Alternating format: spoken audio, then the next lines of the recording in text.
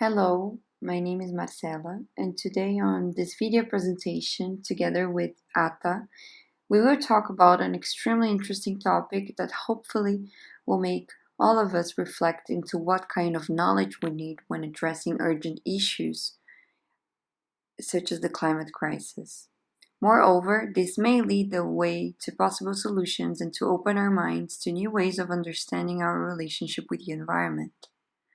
The title of our presentation is The Role of Local Knowledge to Address the Climate Crisis, the case of the indigenous tribe of Kawinawa. Let me start by saying why we chose to focus on this case study and the specific object of study instead of drawing broader lines to our conclusions. First of all, this subject has to be researched from a specific case in details, since we are dealing with local knowledge. And we actually could have added another tribe or another sources of local knowledge, but we thought it would end up being too broad and we wouldn't give the approach we look for, which is to understand one local knowledge system and its relation into the debate of the place of local knowledge in the global community, which is something that we saw during the course. We mainly use a specialized bibliography because we actually focus our essay in one specific case study. But other relevant general work was used, as we can see in the examples. When it comes to bibliographical analysis, we saw that most of our references were published in the United States and secondly in the United Kingdom. This may show that perhaps most of the open access literature or the most visualized sources are from those specific places, indicating possible bias. For the language, the same thing is reflected. 82% of our references are in English, which means that it can indicate language bias.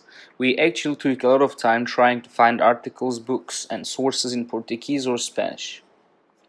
Since we are dealing with indigenous community of the Amazon, however, we couldn't find relevant sources for this work in those languages.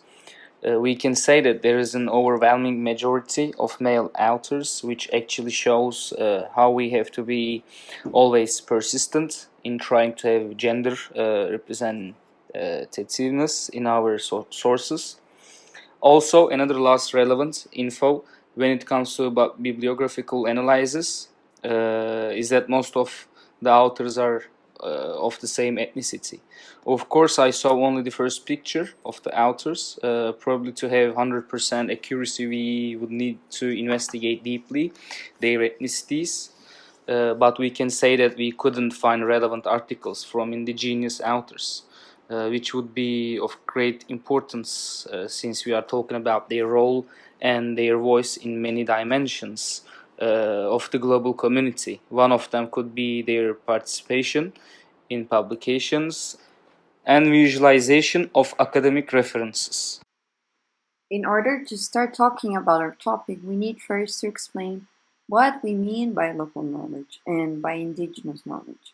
As seen as in Jürgen Rand's book, local knowledge is a relational concept to be defined only with regard to a particular historical situation, as well as to its genesis and future development.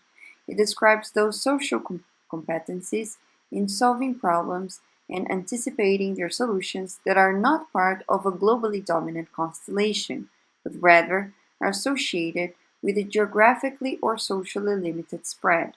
In other words, as the knowledge that people in a given community have developed over time and continue to develop, which is mostly based on experience, often tested over centuries of use, and it's always adapted to the local culture and environment.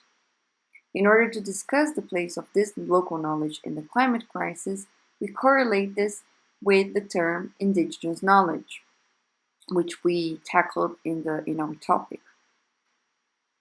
This is a form of local knowledge according to a book called Indigenous Knowledges in a Global Context, Multiple Readings of Our World, in which we retrieved as well the definitions of indigenous knowledge. It says it's a holistic, specific, and situated knowledge. It's specific to a particular place, accumulation of observations of places, processes, and relations over time, connected to constantly of resource use, occupation, as well as maintenance of language and culture. Moreover, it's knowledge held collectively, with different people possessing different knowledges. And finally, it's a knowledge transfer, often through oral transmission. These are basic the characteristics explained in the book about indigenous knowledge. But the main point here is how the author says that indigenous knowledge is a form of local knowledge, and that's why we addressed the term indigenous knowledge to be more specific instead of talking about local knowledge all the time, because local knowledge could be something very, as Jürgen Rand says, something completely relational.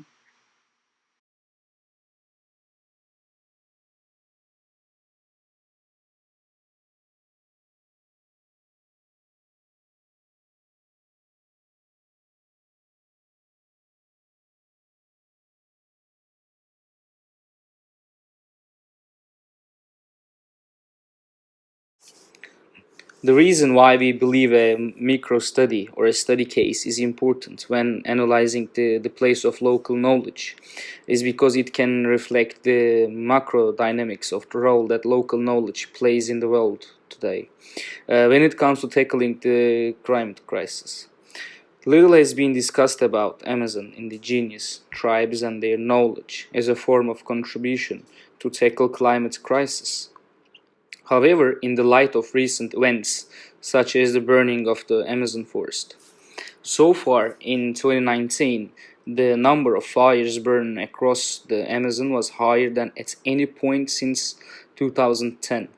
Therefore, this topic has a lot of relevance to tackle current issues. In order to illustrate the tribe we chose, we would like to give some contextual information about them. As we said before, they are called Kawinawa.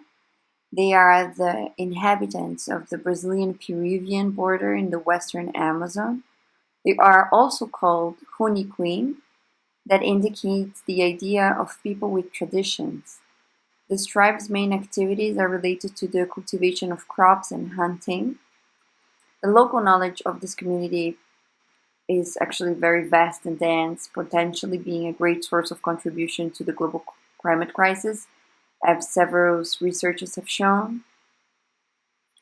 Actually, it's worth mentioning that the reason why we chose this tribe is because it gained a lot of recognition in journals and international magazines in the last year with the striking of the fire in the Amazon. I would also like to point out that the Kashinawa, they have they base their shamanic vision on the concept of Yushin, and they do not see spirituality as something superhuman or supernatural, but it's actually incorporated into plants and animals, in nature and everything that surrounds them. And this spiritual presence permeates the whole living phenomenon on the earth, in water, and in the skies. So it's there. It talks a little bit about their relation with the nature, which is not only mere physical but also spiritual. Our thesis statement is expressed in the main idea of our research paper. We chose to show it like this so it's easier to understand our assumptions. First of all, local knowledge systems.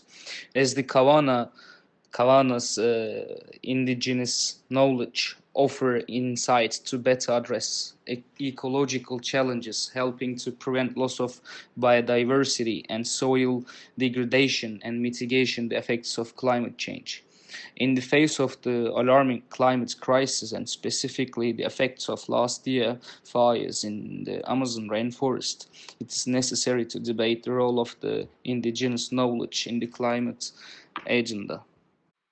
As argumentation strategy, we could say that basically we use already existing information to support our arguments.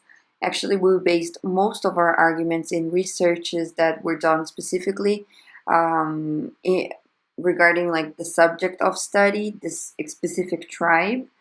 But we also combine these researches with books and ideas of books written about the broader theme of climate crisis and their relation with local knowledge. This allowed us to actually make correlations between the case and the macro context. We used mainly a deductive reasoning through several general statements, the place of the importance of local knowledge in the climate crisis. We actually reached a specific logic conclusion. And lastly, we could say that we used mainly current sources since we are dealing with a time sensitive topic, right? We're dealing with climate crisis. Moving forward, we will show three examples of arguments in favor of our thesis because we think that this is the best way actually to illustrate how and how we got into the conclusion that we got. So basically, the first argument in favor of our thesis that we chose to show is from a research done in 2019 from the National Academy of Science, which analyzed the impact of forest degradation and disturbance in the carbon dynamics of indigenous territories and protected areas in the Amazon. It showed that lands under the stewardship of the Kawinawas people in the Amazon sequester carbon better than areas without indigenous protection. From 2003 to 2016, the Amazon was a net source of carbon to the atmosphere, where 90% of the net emissions were coming from outside indigenous and protected areas. So it basically gives us um, the data that we need to support the assumption that protected areas and areas under the stewardship of the Kawinawas are better protected.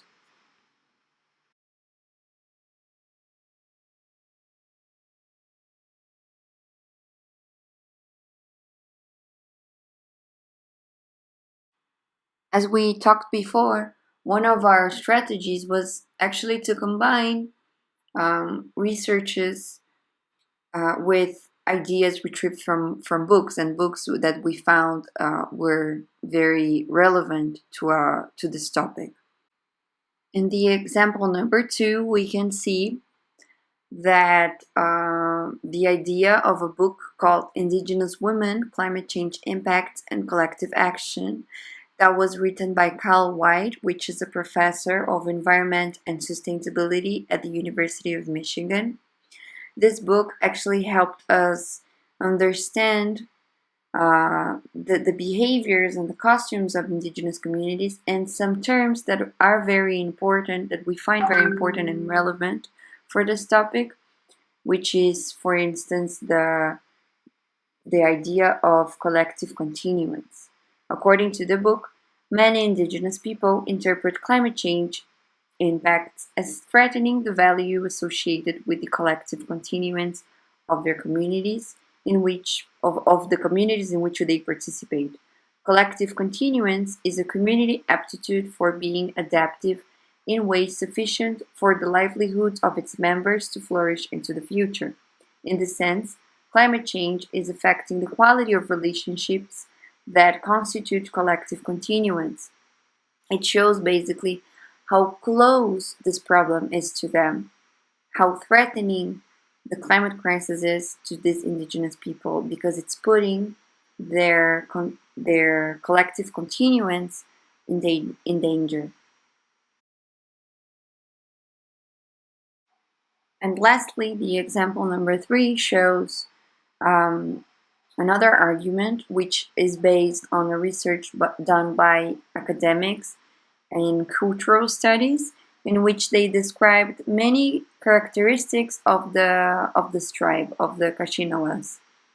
So after extensive research, um, we understood that their relationship with nature is much more linked to the spiritual dimension than just mere physical coexistence. The tribe has a rich collection of cosmological concepts, mainly from the origin of life, that are directly related to the elements of nature, such as plants, animals, rivers, lakes, among others, which make them feel like integral part of nature. We could say that this affectionate relationship that this tribe established with natures, make the majority of them maintain this closer and more sacred relationship with nature, as if the earth was the great mother, which is a gift, an integral part of life in society, and they have to take care of it. We will conclude our presentation with Jürgen Renn's idea when he said that we are currently in front of this emerging process in which the global production of ever more and increasingly diversified knowledge about humanity's interaction with nature becomes crucial for its survival. And as we saw with globalization, certain local knowledge are extinguished or are not given voice to or not in the global community. And this is a negative aspect from a cultural diversity perspective. We have always to remember why the voice of these people are not heard. Is it a conflict of interests? So it is important to establish mechanisms that allow the integration of local and external knowledge sources. As we saw, indigenous communities manage carbon emissions, deforestation, and natural resources very well and even better than unprotected areas in the case of the tribe in the Amazon that we talked about. And through their main philosophy of collective continuance, their long and wide baggage of knowledge should be integrated in the global agenda to face the climate crisis.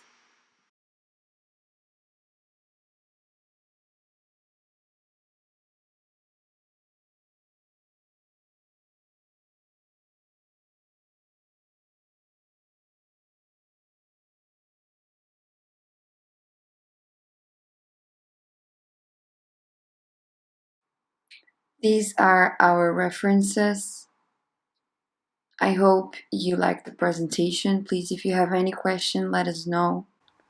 I am sorry I couldn't be online with you guys today.